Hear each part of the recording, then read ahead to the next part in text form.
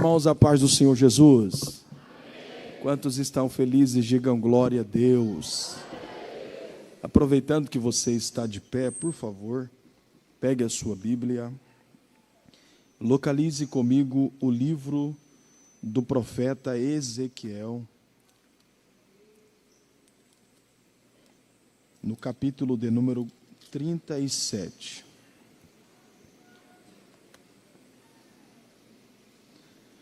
Ao Senhor nosso Deus, nós tributamos toda a honra, toda a glória, todo o louvor, toda a adoração, pela oportunidade de poder estar aqui pela primeira vez, adorando a Jesus com essa linda igreja. Minha palavra de gratidão a Deus por essa honrosa oportunidade. Eu me sinto extremamente feliz e honrado de poder estar aqui com vocês. Minha palavra de gratidão a Deus pela vida dos pastores desta igreja, que nos recebem com muito carinho. Deus abençoe a vida do pastor Arnaldo Belchior, que acabou de receber essa oração. Que Deus continue lhe dando força, graça, restaurando a sua saúde e de toda a sua casa, em nome de Jesus. Minha gratidão ao pastor Elias Lira. Deus abençoe, pastor, muito obrigado pela forma tão honrosa a qual o Senhor tem nos recebido. Que Deus o abençoe de uma forma abundante para a glória de Jesus. Deus abençoe a vida da coordenadora geral da UMADB, nossa irmã Andréia Belchior. Onde está ela? Está por aqui? Está aqui. Deus abençoe, viu, minha irmã? Muito obrigado pelo convite, pelo contato. Eu fiquei muito feliz de poder estar aqui com vocês. Que Deus abençoe. Minha gratidão a toda a UMADB. Que Deus abençoe vocês. Vocês estão de parabéns, pois o congresso está muito lindo. Eu estou acompanhando pela internet desde o primeiro dia e Deus tem feito grandes coisas nesse lugar. Tudo isso para a glória do nome do Senhor. Que Deus abençoe. Estou acompanhado da minha família, minha esposa e o meu príncipe. Eu acho que ela deu uma saída aí. Deus abençoe a minha esposa, meu filho, que estão me acompanhando aqui nessa oportunidade. A todos os obreiros que estão à minha retaguarda, a todos, eu deixo aqui a minha palavra de gratidão em nome de Jesus. Quantos encontraram o texto, digam amém. Ezequiel capítulo 37. Eu gostaria de ler a partir do verso de número 1. Está escrito assim: veio sobre mim a mão do Senhor, Ele me levou pelo Espírito do Senhor e me deixou no meio de um vale que estava cheio de ossos e me fez andar ao redor deles. Eram muito numerosos na superfície do vale e estavam sequíssimos. Então me perguntou: filho do homem, acaso poderão reviver estes ossos? Eu respondi: Senhor Deus, tu sabes. Disse-me ele: profetiza a estes ossos e dize-lhes: ossos secos, ouve a palavra do Senhor. Assim diz o Senhor Deus a estes ossos: eis que farei entrar o Espírito em vós, e vivereis. Porei tendões sobre vós, farei crescer carne sobre vós, e sobre vós estenderei pele, e porei em vós o Espírito, e vivereis, e sabereis que eu sou o Senhor. Então profetizei, segundo me fora ordenado. Enquanto eu profetizava, houve um ruído, um barulho de ossos que batiam contra ossos e se ajuntavam, cada osso ao seu osso. Olhei, e eis que havia tendões sobre eles, e cresceram as carnes, e se estendeu a pele sobre eles, mas não havia neles o espírito. Então ele me disse: profetiza ao Espírito, ó Filho do homem, e dize-lhe: assim diz o Senhor Deus, vem dos quatro ventos, ó Espírito, e assopra sobre estes mortos para que vivam. Verso 10, e profetizei, como ele me ordenara, e o Espírito entrou neles, e viveram, e se puseram em pé, um exército sobremodo numeroso, e você diz amém. Os irmãos podem ficar de pé mais um pouquinho. Uai, vocês estão cansados, hein, gente? Olhe para alguém que está do seu lado e pergunte para ele: qual o nível do teu culto hoje? Não, pergunta de novo, pergunta para ele: qual o nível do teu culto hoje? Segundo Ezequiel, capítulo 47, existem pelo menos 4 níveis de culto. O primeiro é daqueles que vieram para ficar com água no tornozelo.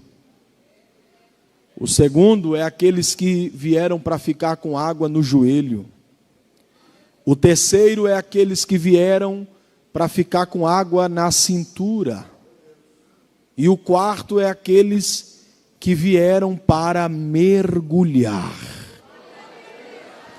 Pergunta para ela de novo: qual o nível do seu culto hoje?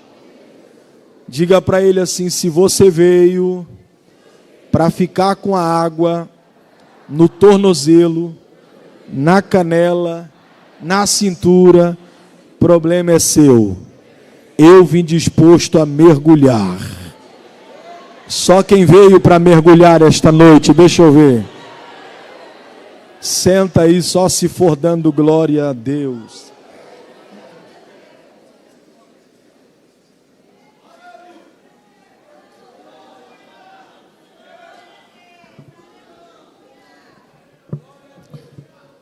Diga para alguém que está do seu lado: glória a Deus não atrapalha o pregador. Então está liberado, tá bom? Gente, olhe para cá. O texto é conhecido. Nós estamos diante de uma veracidade bíblica situada no livro do profeta Ezequiel e temos por base o capítulo 37. Não há nenhuma novidade quando nós pedimos para a igreja abrir a Bíblia no capítulo 37 do livro do profeta Ezequiel.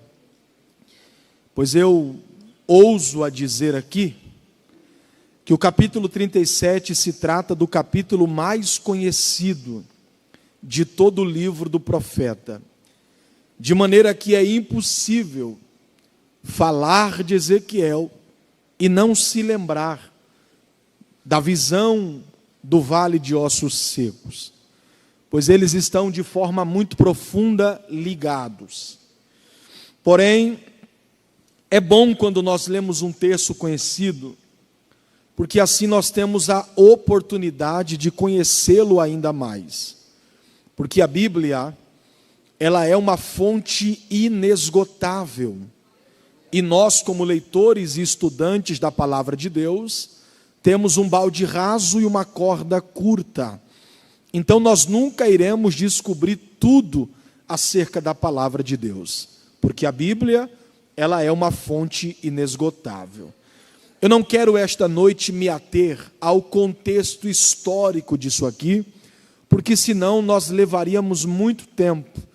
E eu gostaria de ser bem objetivo naquilo que está ardendo ao meu coração desde quando eu saí de casa hoje.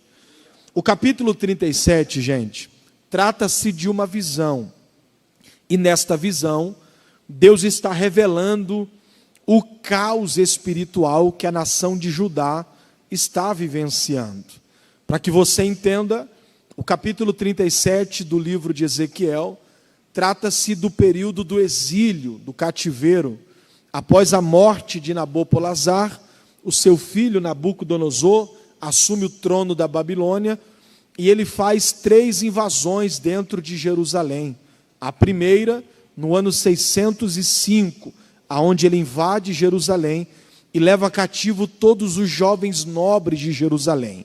Dentre eles estava Daniel, Ananias, Misael e Azarias, conhecido como Sadraque, Mesaque e Abidnego.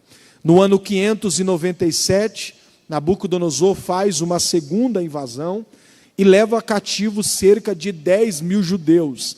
Dentre eles estavam duas classes de pessoas. Primeiro, ele leva todos os homens que sabiam trabalhar em todo tipo de matéria. Homens que tinham habilidade com prata, com ouro, com bronze, com madeira, com ferro. Homens que trabalhavam em qualquer matéria. Porque a ideia de Nabucodonosor não era simplesmente levantar o império temido pelo seu poder de guerra, mas o desejo de Nabucodonosor era construir dentro da Babilônia grandes arquiteturas que colocassem a Babilônia como uma das 7 maravilhas do mundo antigo. Então ele leva todos os homens que sabiam trabalhar em todo tipo de matéria. A segunda classe de pessoas que ele leva cativo foi toda a casta sacerdotal. Ele leva todos os sacerdotes, músicos, levitas, todos aqueles que trabalhavam ou se ocupavam com alguma função dentro do templo. Dentre todos os sacerdotes estava Buzi. Pastor, quem é Buzi? Buzi é pai de Ezequiel. Ezequiel é levado com toda a sua casa sacerdotal para a Babilônia no ano 597. 11 anos depois, no ano 586, Nabucodonosor invade Jerusalém pela última vez, só que agora ele já é um veterano de guerra. E ele chama o seu melhor guerreiro de batalha, chamado de Nabuzaradã, vai colocá-lo na frente da guerra e vai dar uma ordem para ele. Quando ele invadisse a cidade de Jerusalém, ele tinha que fazer duas coisas. Primeiro, ele tinha que colocar fogo nos portões de Jerusalém. Ele tinha que arrasar a cidade de Jerusalém. E o pior, a segunda coisa, era para que esse homem fosse até o templo, o lugar de adoração, e destruísse totalmente o templo do Deus de Israel. Por quê? Porque destruindo o templo, eles mexem com a fé da nação. E aí o povo começa a se perguntar: por que o nosso Deus, que é grande, poderoso, infalível, imutável, permitiu que outra nação viesse contra nós e destruísse o lugar da nossa adoração? Isto significa que o Deus dos nossos inimigos é maior que o nosso Deus. Então vamos adorar ao Deus dos nossos inimigos. Só que o que Nabucodonosor se esqueceu era que o Deus de Israel era diferente. Por quê? Porque o Deus de Israel não dependia de templos feitos por mãos de homem para ele se manifestar. Tiraram o templo de Jerusalém, mas não tiraram a presença de Deus de dentro de Jerusalém. Mas olhe para cá. Quando o povo de Israel olha para o templo derribado, os utensílios levados cativo para a Babilônia, eles vão falar o Salmo 137. À beira dos rios que haviam na Babilônia, nós se assentamos e choramos. Pegamos as nossas harpas, instrumento de adoração, e penduramos no salgueiro. Os inimigos olhavam e diziam: cante agora uma das canções de Sião. E sabe o que eles respondiam? Não dá para cantar o cântico do Senhor em terra estranha. Israel literalmente largou a toalha. Israel não quer mais lutar pelos seus ideais. E lembra, Deus é Pai. Mesmo Israel estando longe, distante da sua presença, Deus não vai perder Israel para Nabucodonosor e nem para Satanás. Então Deus decide levantar Ezequiel para trazer Israel de volta ao centro da sua vontade. Pois bem, o capítulo 37 do livro do profeta Ezequiel revela esse período, o período do exílio, o período da servidão do povo, da escravidão do povo dentro da Babilônia. Há algumas observações dentro do capítulo 37 que eu gostaria muito de compartilhar com vocês esta oportunidade. A primeira coisa que me chama a atenção dentro do capítulo 37 é justamente a expressão do verso 1, porque Ezequiel diz assim, veio sobre mim a mão do Senhor, e ele me pegou, me levou e me colocou aonde? dentro de um vale de ossos secos. Observe, essa expressão aqui, veio sobre mim a mão do Senhor, ela me cativa. Por quê? Ora, se você ler o livro do profeta Ezequiel, ele tem 48 capítulos, 1273 versículos. Quando você ler o livro do profeta Ezequiel, você vai perceber que muitas vezes você vai encontrar dentro do livro a expressão: e veio a mim a palavra do Senhor, e veio a mim a voz do Senhor. Só que aqui no capítulo 37, não é a palavra de Deus quem vai a Ezequiel, não é a voz de Deus quem vai a Ezequiel. Ezequiel está dizendo que o que está vindo sobre ele aqui é a mão de Deus. Observe, na minha interpretação, o capítulo 37 é o capítulo mais difícil, mais complicado, mais doloroso da vida do profeta. É só você ler os primeiros versículos e logo você percebe uma nação que está vivendo uma vida seca, espalhada dentro de um vale conhecido como Babilônia. Então, para mim, o capítulo 37 é o capítulo mais complicado da vida do profeta. Só que justamente no seu pior capítulo, na sua pior referência, olhe para cá, Deus não vai falar com Ezequiel logo de início, porque senão Ezequiel diria: e veio a mim a palavra do Senhor, ou então veio a mim a voz do Senhor. Ezequiel está dizendo que o que está vindo sobre ele é a mão de Deus. Espera aí, por que justamente aqui Deus não fala, mas Deus age? É simples. Imagine só se Deus se apresentasse para Ezequiel e dissesse, falasse para ele: Ezequiel, vá para o vale. Você acha que Ezequiel iria? Imagine só se Deus se apresentasse para você e dissesse para você: serva, servo, vá para o deserto, vá para o vale. Você diria: Deus, eu não quero. Deus leva outra pessoa. Então observe que Deus não fala. Deus pega Ezequiel e leva ele para dentro de um vale. Porque tem horas na nossa vida que Deus não vai pedir a nossa opinião. Tem horas na nossa vida que Deus não vai pedir a nossa autorização.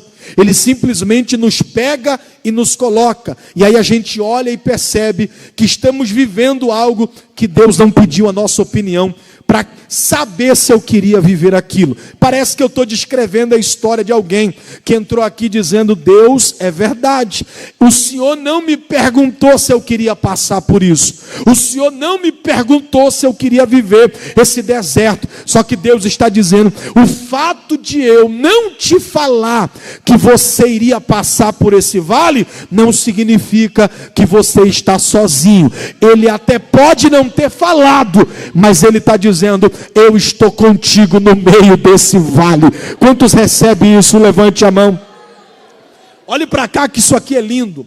A mão de Deus vem sobre Ezequiel, pega o profeta e o leva para dentro de um vale de ossos secos. Deus pega o profeta e o conduz. Deus pega o profeta e o leva, sem pedir a sua autorização, sem pedir a sua opinião, e Deus vai levá-lo para um lugar que a Bíblia chama de vale de ossos secos. Gente, para que você entenda, o que é um vale dentro da Bíblia Sagrada? Literalmente falando, vale na Bíblia representa uma superfície plana baixa, geralmente cercada por montanhas. Vou repetir, vale na Bíblia representa um lugar baixo, geralmente cercado por montanhas. Eu, pastor Cláudio Júnior, sou natural de uma cidadezinha chamada Juquiá.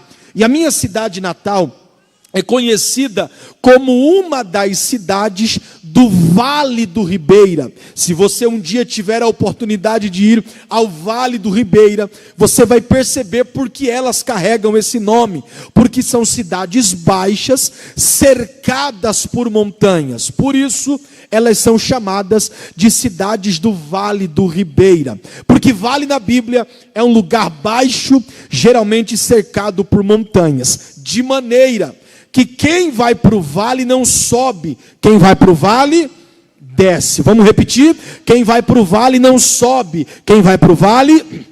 Se vale na Bíblia, olhe para cá e redobre atenção. Se vale na Bíblia é lugar baixo, e Deus levou Ezequiel para o vale, então isto significa que Deus não levou Ezequiel para cima. Isto significa que Deus levou Ezequiel para baixo, porque nem sempre Deus vai nos levar para cima. Tem hora que Deus vai nos colocar para baixo. Eu sabia que não ia dar para dar glória a Deus, mas tudo bem. Por que é que Deus leva Ezequiel para baixo, pastor?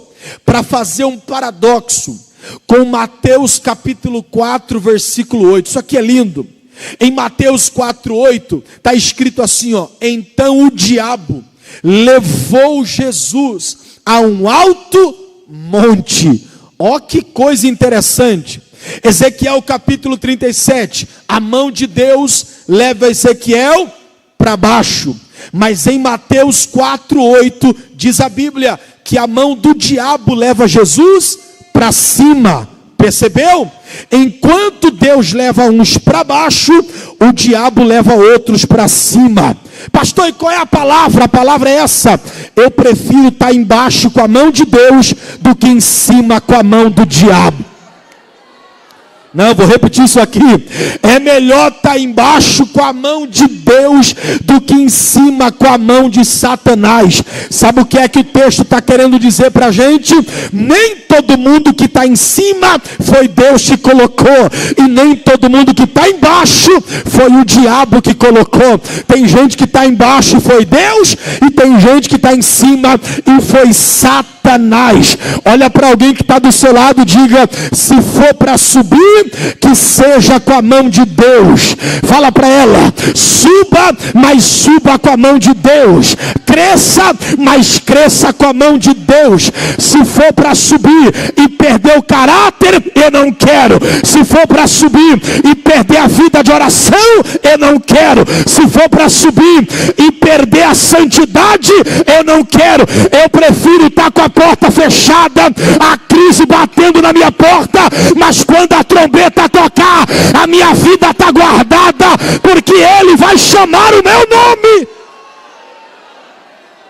Oh, glória ao nome de Jesus. Olha para alguém e diga: é melhor estar embaixo com a mão de Deus.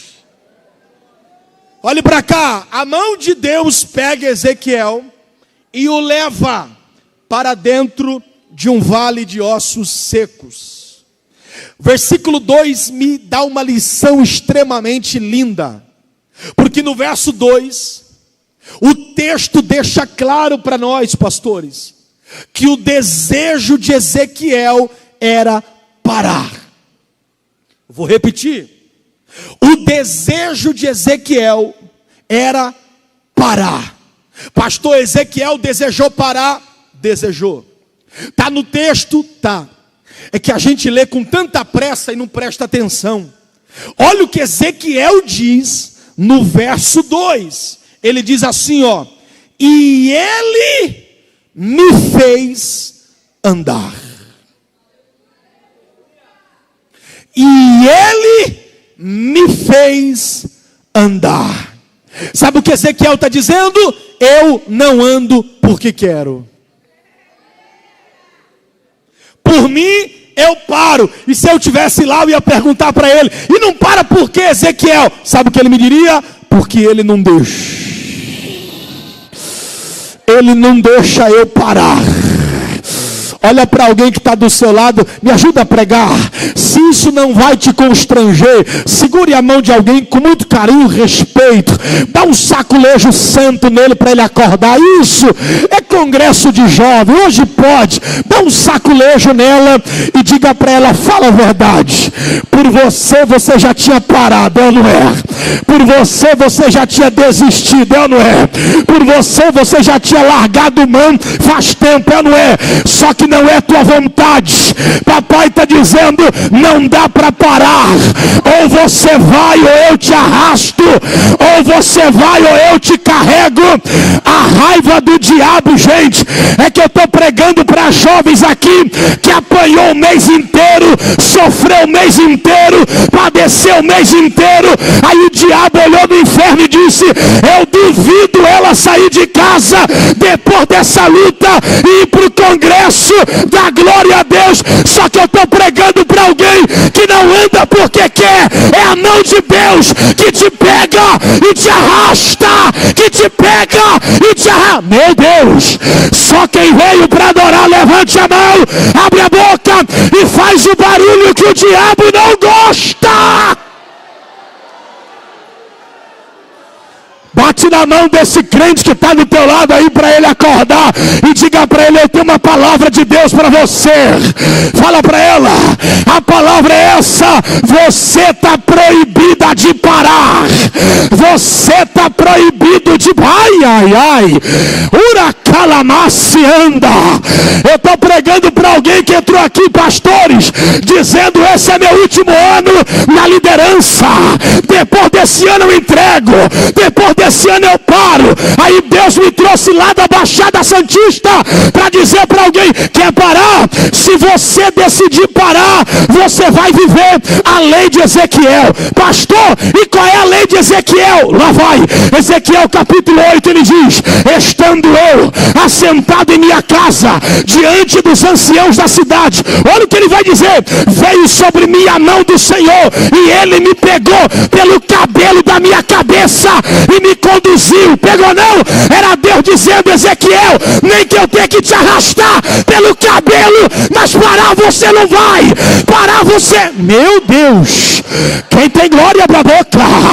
Quem tem aleluia, abra a boca. Você decide: ou vai, ou ele te arrasta pelo cabelo, mas parar você não vai. Ora machandaraia. Segura a mão desse crente aí que está do teu lado e diga para ele: eu não sei o que você vai fazer, mas parar você não vai. Fala para ela: tira a força da fraqueza, mas parar você não vai. Pega a tua harpa do salgueiro e volta a cantar, volta a pregar, volta a reger, volta a liderar. Você não vai entregar nada. Quem vai parar é Satanás e seus demônios, porque quem te sustenta...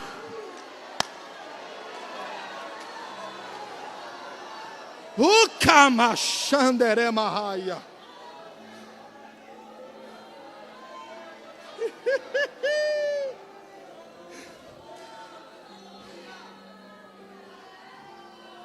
Nem que ele tenha que te pegar pelo cabelo, mas você não vai parar. E ele me fez andar. E olha que lindo, irmãos, está no texto. Ezequiel começa a andar ao redor. E na medida que ele vai andando ao redor, ele vai percebendo o grau de dificuldade que estava naquele vale. E aí Ezequiel diz, não é Deus, é Ezequiel. Ele diz: e os ossos estavam sequíssimos. Quem está dizendo isso não é Deus. Quem está dizendo isso é o profeta. Ezequiel está dando o diagnóstico. E no seu diagnóstico ele diz que os ossos estavam sequíssimos. Agora olhe para cá. Se fosse para dar um tema a essa pregação, eu pregaria sobre lições sobre avivamento. Diga comigo: lições sobre avivamento. Lendo o capítulo 37, eu descobri aqui algumas lições inerentes a avivamento. Porque o capítulo 37 fala exclusivamente de avivamento. Só que para ter avivamento, existem algumas lições. E a primeira delas, escute: Ezequiel está andando ao redor, dá o diagnóstico, e de repente Deus pergunta para ele assim: filho do homem, porventura poderão reviver estes ossos? Ezequiel é esperto, porque ele diz: Senhor, tu sabes. Deus disse: é verdade, eu sei. Mas embora eu saiba do teu problema, da sua realidade, a responsabilidade de profetizar é tua. Então, Ezequiel, profetiza. Aí aqui, a partir do verso 4, vai começar as lições que Deus vai ensinar ao profeta acerca de avivamento.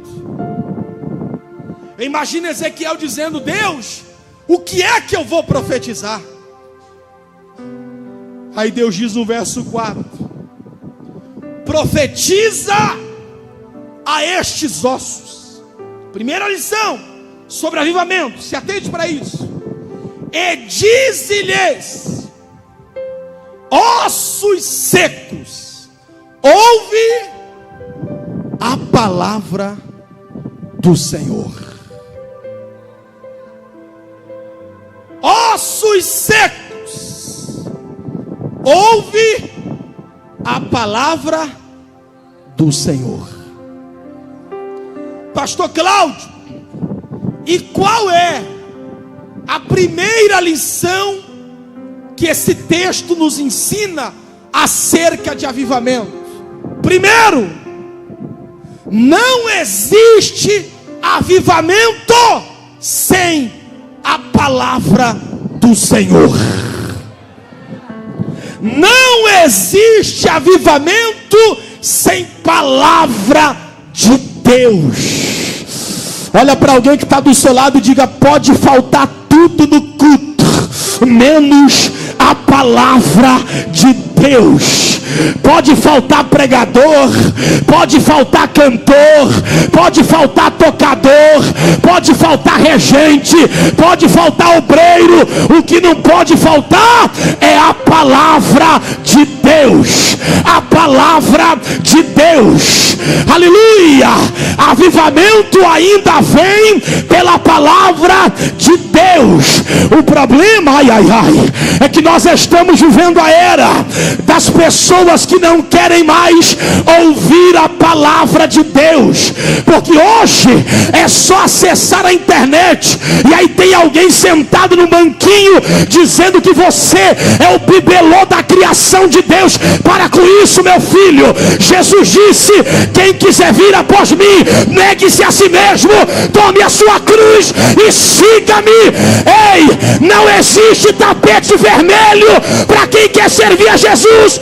Existe cruz, existe aflição, mas também é uma coroa de glória te esperando na eternidade.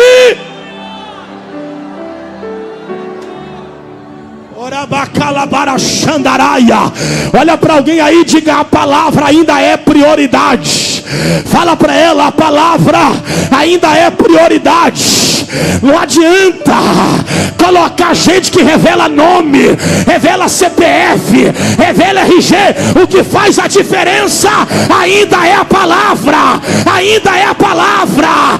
Que saiam dos nossos cultos o entretenimento humano, que saia dos nossos cultos os artifícios humanos, mas a palavra fica, a palavra permanece, a palavra continua. Bate na mão de alguém e diga: a palavra é prioridade. Diga, vai ter avivamento enquanto nós passarmos a ouvir a palavra de Deus. Medita nessa lei de dia e de noite, de dia e de noite. Aleluia. Avivamento ainda é pela palavra de Deus. Não há, não existe e nunca haverá avivamento sem palavra de Deus. Ei, barulho sem palavra de Deus é movimentação humana, é agitação humana. Mas quando há palavra de Deus, glória ao nome de Jesus, o avivamento genuíno, precioso vem. Escute, primeira lição que Deus vai ensinar para o profeta acerca de avivamento é que não há avivamento sem a palavra de Deus. Aí Ezequiel, olhe para cá, recebendo a ordem de Deus, ele abre a boca e ele começa a profetizar, segundo Deus o havia ordenado. Dos versículos de número 5 e 6, Ezequiel ele vai detalhar o que está acontecendo dentro daquele vale. Ele vai dar detalhes. Deus começa a dizer isso, que farei crescer carne, nervo, pele, porém em vosso espírito e vivereis. Ele vai detalhando. Só que quando chega no verso 7, Ezequiel diz algo aqui que me cativa, porque ele diz assim, ó: então profetizei, segundo me fora ordenado. Enquanto eu profetizava, ele diz que duas coisas aconteceram. Primeiro, houve um ruído. Pastor, o que é ruído? Ruído é barulho. Diga comigo, barulho. Porque barulho não traz a presença de Deus, mas a presença de Deus, ela traz barulho. Diga para alguém aí: nós somos o povo mais barulhento da terra. O mundo está achando que eles fazem barulho de carnaval, porque eles não vieram aqui para ver o barulho que a gente faz de glória a Deus e aleluia. Houve um ruído. Aí olha o que ele vai dizer: e eis que se fez um reboliço. Essa é a tradução mais cotidiana da igreja. Só que há uma tradução que eu gosto muito de estudar nela, que é chamada de Ara, Almeida Revista Atualizada. E nessa tradução, como ela é uma das que mais se aproxima do original, o texto nessa tradução chamado de Ara está assim, ó: houve um ruído, um barulho de ossos que batiam contra ossos. Um barulho do quê? Ossos se batendo. Pega isso. Ezequiel está dizendo que quando ele profetiza, os ossos se batem. Pastor, isso é relevante? Muito, eu te explico. Lembra qual foi o diagnóstico que Ezequiel deu? Lá no verso 2, ele disse que os ossos estavam, quem lembra? Sequíssimos, perfeito. Aí eu te pergunto, Madba, o que é sequíssimo para você? Eu tenho uma ideia de sequíssimo, pastor. Para mim, sequíssimo é algo frágil, sensível, não pode tocar, não pode bater, não pode esbarrar. Por quê? Porque senão se quebra, se desfaz, se esfarela, porque está sequíssimo. Para mim isso é estar sequíssimo. Só que olha que lindo, no verso 2, Ezequiel diz que os ossos estavam sequíssimos, frágeis, sensíveis. Só que no verso 7 ele diz: e profetizei.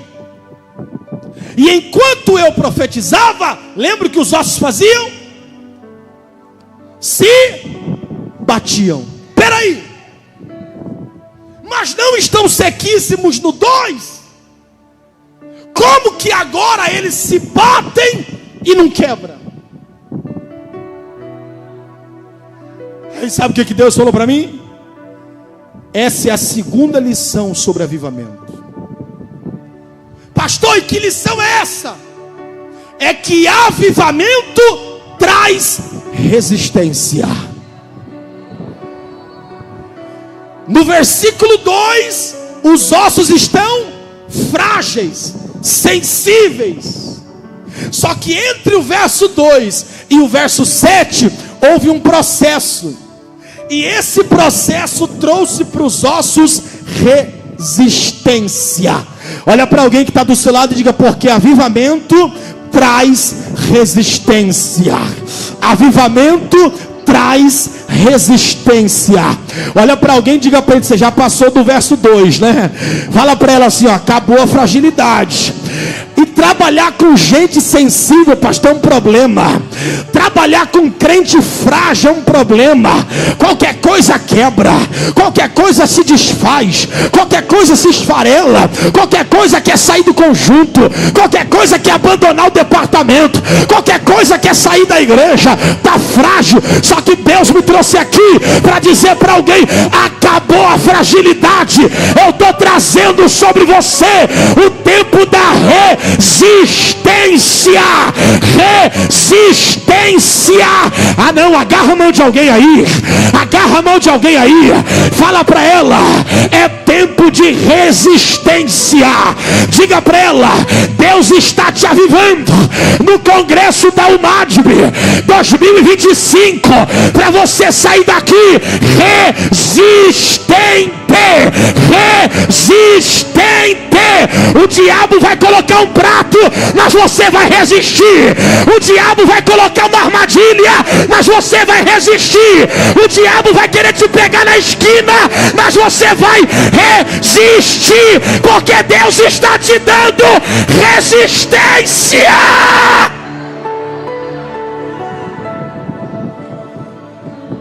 Bate na mão desse crente e diga: receba resistência. E se tem uma árvore na Bíblia que representa muito bem o que é resistência, é o que o salmista disse no Salmo 92. Lembra? O salmista disse assim, ó: o justo será como a palmeira. Você já viu uma palmeira no meio da tempestade? Ela enverga para lá, enverga para cá, enverga para lá, enverga para cá. Quem não conhece, olha e diz: vai quebrar. Quem não conhece diz: vai largar. Quem não conhece diz: vai sair. Quem não conhece diz: vai para o mundão. Só que o vento passa, a palmeira está no mesmo lugar dizendo: sobrevivi, sobrevivi, sobrevivi, sobrevivi, sobrevivi. Levanta a mão, palmeira. Levanta a mão quem é resistente. Deus te trouxe aqui essa noite para dizer: a prova que te parou ano passado, esse ano não te para mais. O laço que te pegou ano passado, esse ano não pega mais, porque Deus te dá resistência. Quem pode abrir a boca para adorar?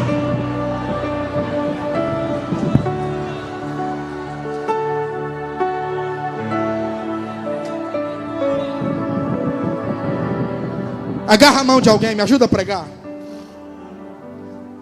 Vou falar como um amigo baiano agora. Olha na batata do zóio dela, lá na bolinha preta. Pastor, o olho dele é azul. Dá glória a Deus, você foi premiado. Olha lá dentro e diga assim, ó: o diabo não tem medo de quem é forte. Não, pastor, não. Até porque a Bíblia nunca me mandou ser forte contra o diabo. Pastor, por que o diabo não tem medo de quem é forte? Porque o forte de hoje está fraco amanhã. A Bíblia diz assim, ó: sujeitai-vos, pois, a Deus. Seja forte contra o diabo. Sujeitai-vos, pois, a Deus. E o que mesmo?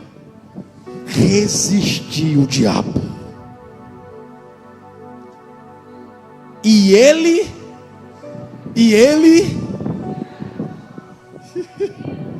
diga para alguém: quem vai ter que sair daquela empresa não é você. Quem vai ter que mudar de casa e de rua não é você. Quem vai ter que sair daquela casa não é você, é Satanás. Porque você vai resistir. Ah não, estou sentindo uma graça aqui, gente. Levanta essa mão para adorar. Levanta essa mão para adorar. Você vai vencer o diabo através através da resistência. Você vai vencer Satanás através da resistência. Eu já estou olhando pelos olhos da fé. O diabo arrumando a bagagem suja dele, daquele bairro, ele vai ter que bater em retirada, porque você vai resistir, vai resistir. Quem pode adorar? Quem tem glória para a boca? Quem tem aleluia, levanta a mão. Quem tem glória a Deus, levanta a outra mão e enche esse ambiente de glória a Deus, porque o congresso da UMADME esse ano está sendo marcado pela resistência que Deus está trazendo sobre essa igreja. Calúnia não te para mais, fofoca não te para mais, indireta na rede social não te para mais. Deus te dá resistência, resistência, resistência, resistência, resistência, resistência.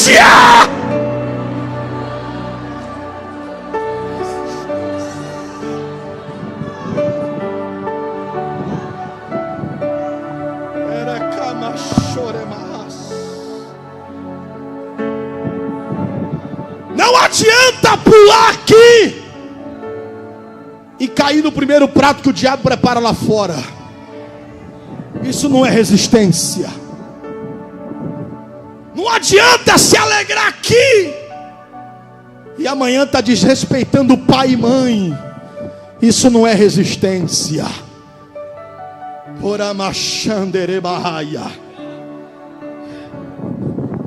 Aleluia. O diabo está dizendo: eu sei onde eu pego ele, eu sei onde eu pego ela.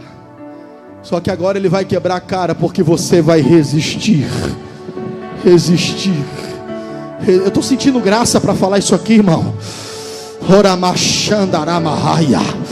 Está chegando algo de Deus para essa juventude esta noite. Está chegando uma nuvem de glória sobrenatural sobre esse. Só Deus sabe como foi difícil para chegar até aqui, mas o céu está dizendo: eu vou presentear vocês esta noite com a minha glória que está descendo nesse ambiente.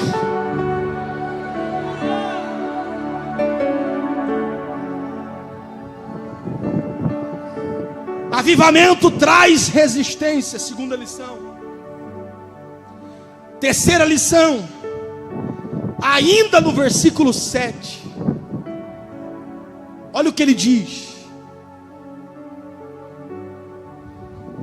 então profetizei, como ele me deu ordem.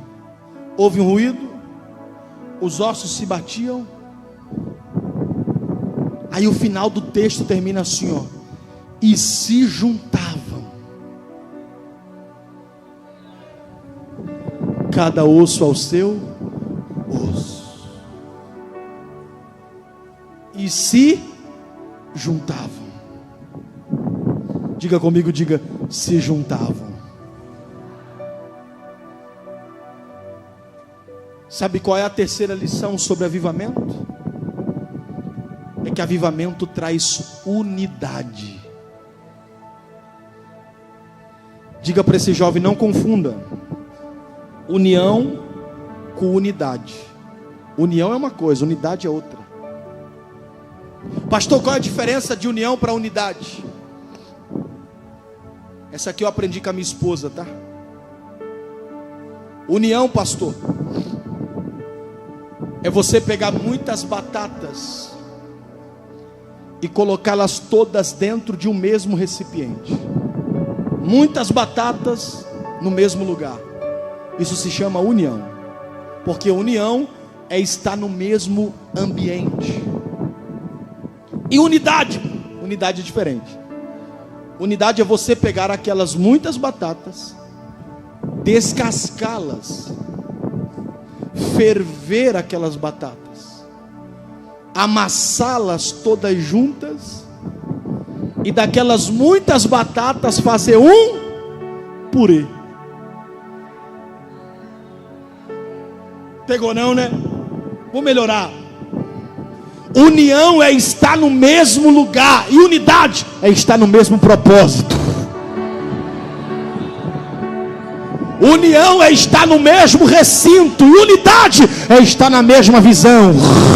Se o pastor corre, eu corro. Se ele anda, eu ando. Se ele para, eu paro. Se ele senta, eu sento. Se ele ora, eu oro. Aleluia, isso é unidade. É estar na mesma visão, no mesmo propósito, na mesma pegada. Diga para alguém aí: avivamento traz unidade. E eu gosto da expressão que o texto usa, pastores, porque o texto não diz que os ossos se aproximavam. O texto não diz que os ossos chegavam perto, porque uma coisa é estar perto, uma coisa é estar do lado, outra coisa é estar junto. Tem gente que só está perto da gente, tem gente que só está do lado da gente, só está próximo da gente, mas nunca teve junto. Quer ver? Tem gente que você fala com ele a semana inteira, no dia que você precisa: fulano, preciso de você. Ih, hoje não posso, não dá. Só está do lado. Agora tem gente que você passa a semana sem falar, mas no dia que você diz: fulano, preciso de você, ele diz: conta comigo, estou aqui, o que você precisa? Não, pega a mão desse jovem, eu estou sentindo uma graça aqui, pastor. Fala para ele: eu não só estou do lado da sua vida. Fala para ela: eu não apenas estou perto de você. Diga para ela: eu estou junto com você. Fala para ela: nós estamos juntos, unidos, no mesmo propósito, na mesma visão. Até porque eu não acredito em alguém que diz ser avivado por Deus, mas consegue ficar sem falar com o irmão, consegue não estender a mão para dar Pai do Senhor. Não, não. Avivamento traz unidade, avivamento traz união, avivamento coloca a igreja junto, unida, no mesmo propósito. A prova de um é a prova de todos. A igreja que está recebendo avivamento é uma igreja que está junta. Deus não te chamou só para estar perto, Deus te chamou para estar junto, envolvido, misturado. Quarta lição acerca de avivamento, e aqui eu caminho para o fim. Versículo 8. Depois que ele profetiza, no verso 7, no verso 8 ele diz assim, ó: e olhei, e eis que vieram nervos, carne e pele. A tradução que eu estou usando, ela é mais poderosa, porque ela diz assim, ó: e eis que cresceram nervos, carne e pele. Eu gosto da ótica do versículo, porque a ideia aqui, escute isso, a Bíblia diz que primeiro veio o nervo, depois veio a carne e por último veio a pele. Então primeiro nervo, segundo carne e por último pele. Pastor, por quê?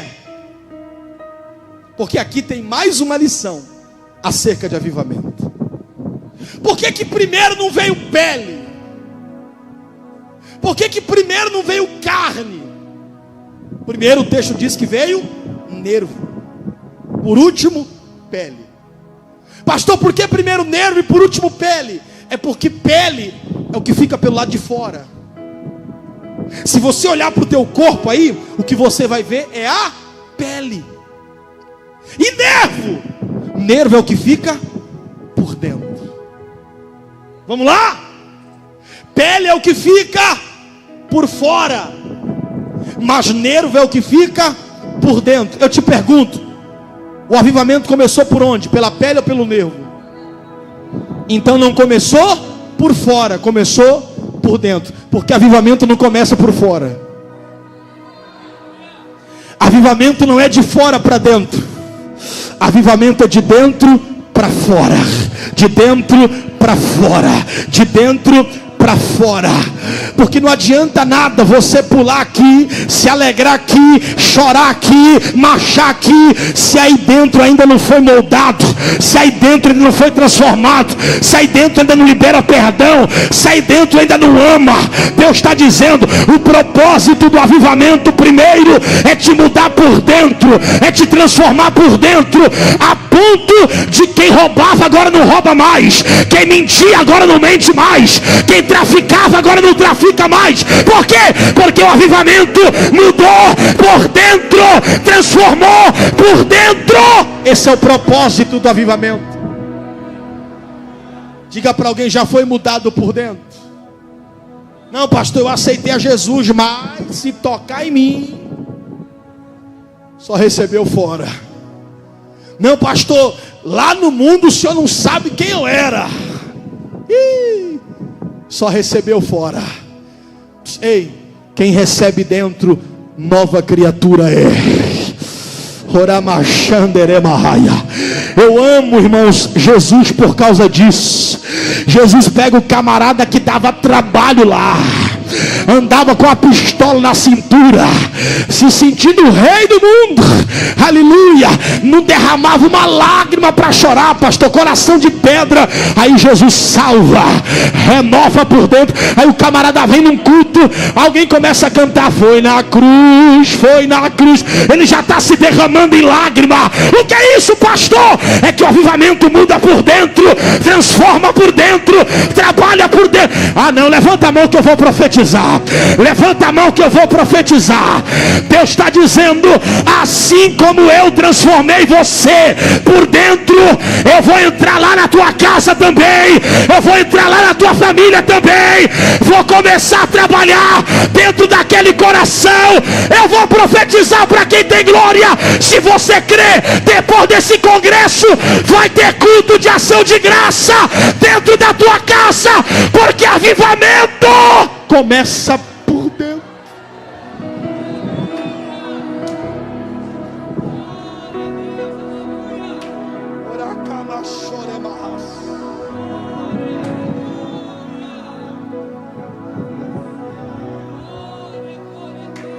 Avivamento não é de fora para dentro, mas é de dentro para fora.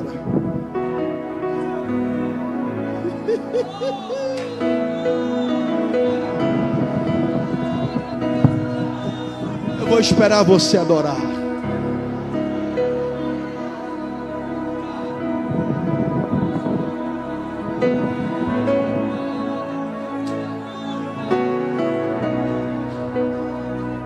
Olha para cá, eu encerro agora.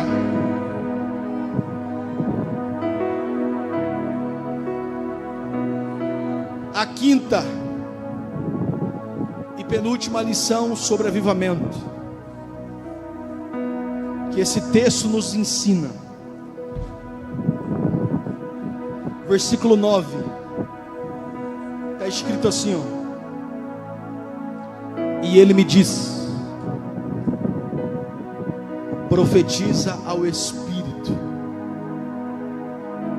ó Filho do homem, e diz ao Espírito: assim diz o Senhor Jeová, vem dos quatro ventos, ó Espírito,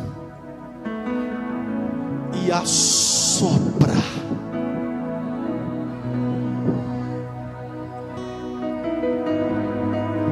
E assopra, e assopra sobre estes mortos para que vivam.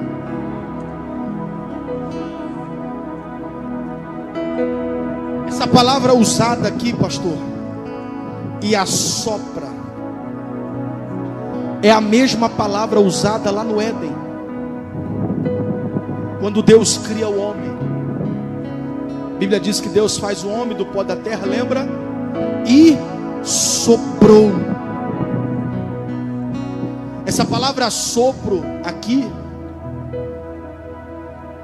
no grego, ou no hebraico, melhor dizendo, é a palavra nishmaraim. E essa expressão Nishmaraim, no hebraico, ela carrega dois significados, ligado à mesma palavra. Nishmaraim significa duas coisas, ligado à mesma palavra. Primeiro, a expressão Nishmaraim significa fôlego de vida, mas também significa essência de adoração.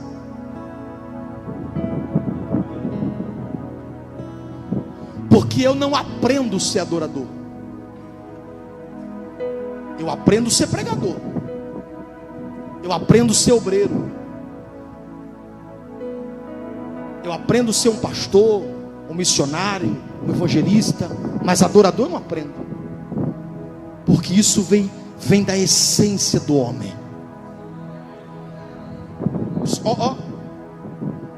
Essa palavra é tão profunda, irmãos. Nishmaraim significa fôlego de vida e essência de adoração. Diga comigo, fôlego de vida e essência de adoração. Porque essas duas palavras estão ligadas, não dá para separar uma da outra. Vida e adoração estão ligadas, de maneira que só dá para adorar estando vivo, e só dá para estar vivo adorando. Isso quem diz não sou eu não, é o salmista. Olha o que o salmista disse: todos que têm fôlego, fôlego ali é vida, faça o quê? Louve ao. Sabe o que o salmista está dizendo?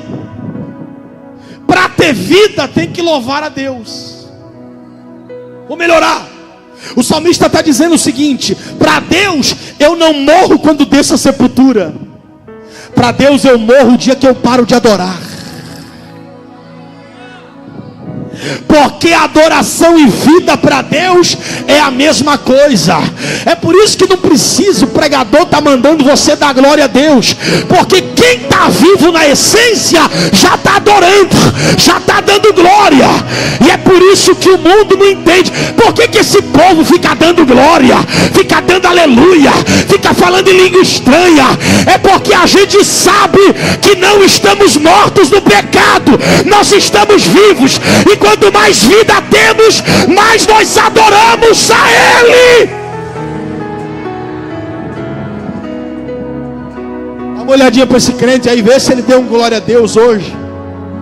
Se ele não deu nenhum glória até agora, irmão, ora para Jesus ressuscitar ele aí. Fica de pé comigo.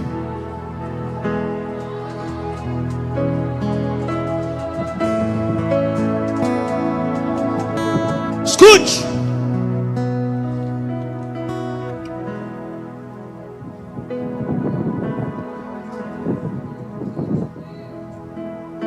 Assim como não há, escute isso, assim como não há avivamento sem palavra, também é impossível ter avivamento sem o Espírito de Deus. É por isso que Deus dá uma ordem a Ezequiel: profetiza ao Espírito. Só que tem um detalhe aqui. Por que o Espírito é o último estágio do avivamento aqui no vale? Por que Ezequiel já não chegou logo de cara dizendo: assim diz o Senhor, ó Espírito, vem dar vida para esse povo?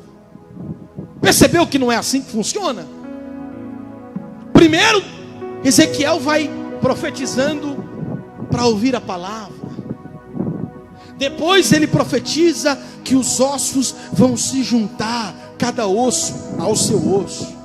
E ele diz que vai crescer nervo, vai crescer carne, vai crescer. Ele vai colocando o ambiente em organização. Pastor Cláudio, por que o Espírito não vem logo no começo? Sabe por quê? Porque o ambiente estava bagunçado. E o Espírito de Deus não desce onde há bagunça. Primeiro, Deus vai organizar o ambiente. Osso com osso, carne com carne, pele com pele. Deus vai organizando o ambiente. Quando o ambiente está organizado, Deus diz: agora sim, o meu Espírito vai descer. Mas olha que lindo, gente, pega isso. Lembra como começou a restauração aqui? O avivamento?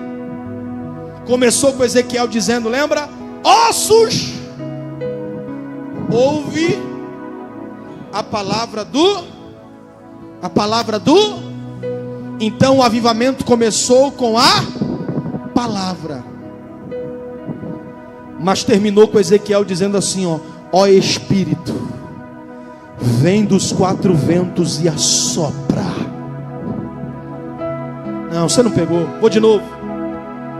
O avivamento começou com a, mas terminou com o.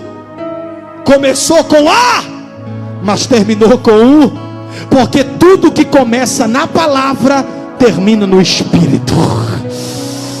Tudo que começa na palavra termina no Espírito.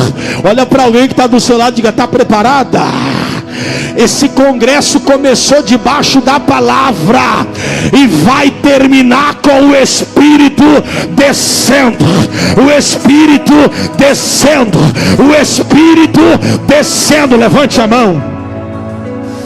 Eu convido só os espirituais agora. Eu convido só os espirituais agora a abrir a sua boca e por um minuto encher esse ambiente de glória a Deus agora. Porque se eu ainda conheço a voz do meu Deus, papai acabou de me dizer que enquanto esta juventude começa a adorá-lo em espírito e em verdade, já foi ordenado para que o Espírito paire sobre essa juventude agora. Abre a boca. Você tem um minuto para encher esse ambiente de glória a Deus. Daqui a pouco eu continuo, mas eu vou esperar você que está guardando esse glória a Deus desde as 19 horas na garganta. Abre a boca e solta ele agora. Alá, Johé, Marséria, Conde de Plésia, Reviosséria, como na Plastaite, Remanuri Vargue, como na Candara Séria, Rebarite Zafá, como de Tério, como na Séria Maia. Cadê os batizados com o Espírito Santo? Eu estou na Assembleia de Deus, eu estou na igreja que nasceu no fogo. Desde 1911 essa igreja nasceu no fogo e não se contenta com fumaça. Abre a boca. 59, 58, 57, 56, 55, 50, olha lá, 53, 52. Papai está dizendo, aonde tiver um jovem que fala língua estranha, eu vou dar uma variedade agora. Eu vou dar uma variedade agora. 50, 49. Cadê os jovens pentecostais aqui de Bauru? Abre a boca. 48, 47, 46, 45. No lugar da tua vergonha, ele vai te dar dupla honra. 42. Abre a boca. Tá, olha lá. Olha Jesus tomando os vasos. Olha Jesus tomando os vasos. 40, 39, 38, 37, 36. Esse ambiente vai ser tomado pela glória de Deus. Agora, agora, agora. Abre a boca, abre a boca, abre a boca. Quem é batizado pega. Quem é batizado pega. Quem é batizado pega. Quem é batizado pega. Quem é batizado pega. Abre a boca, abre a boca. Enquanto o mundo está pulando o carnaval, a igreja, a Assembleia de Deus está marchando na glória, na glória, na glória, na glória. Pega!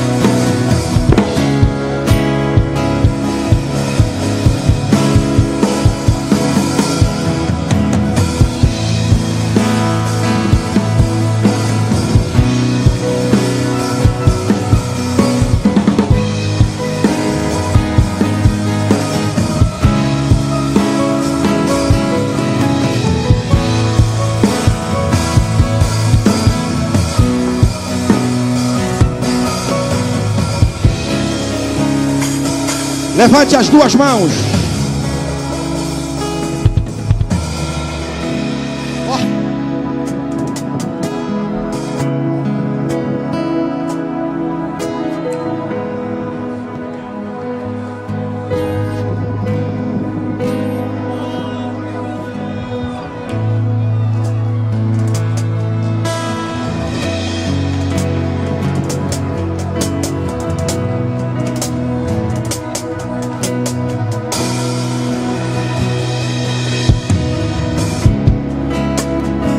Segura a mão lá em cima, lá em cima.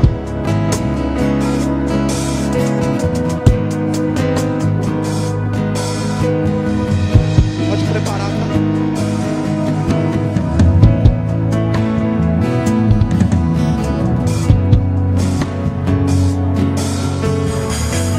O Espírito vem e assopra. Verso 10, aí o texto diz: e o Espírito entrou neles. Pastor, e o que acontece quando o Espírito de Deus entra? Está escrito: e se puseram em pé. Porque eu nunca vi o Espírito de Deus entrar em alguém e ele continuar caído. E o que mais? Está escrito: e viveram. Espera aí. Mas se está de pé, não está vivo? O texto diz: e se puseram em pé e viveram. Porque tem muita gente que só está de pé com o corpo, mas o espírito está morto faz tempo.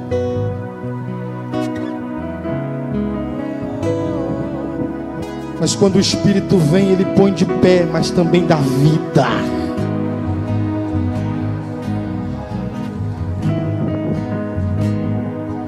Quando a Bíblia diz que eles se puseram em pé, irmão, isso aqui fala de estabilidade.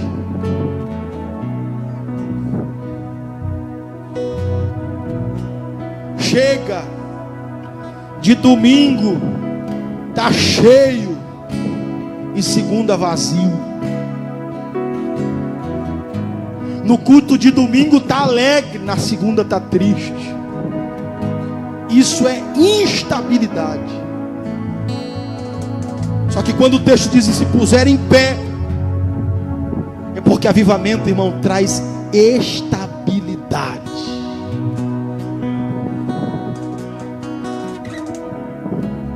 Domingo como é que está, irmão? Estou crente, cheio, transbordando. Aí você encontra com ele segunda. E aí, meu irmão, como é que está? Cheio, transbordando. Terça-feira, cheio, transbordando. Quarta-feira, cheio, transbordando. Quinta-feira, cheio, transbordando. Um mês cheio, transbordando. 2 meses cheio, um ano cheio, até o arrebatamento da igreja, cheio, transbordando. Diga para alguém: chega de instabilidade. Deus te dá estabilidade. Levante a mão, eu quero orar. O meu desejo era orar por todo mundo, mas eu não tenho tempo.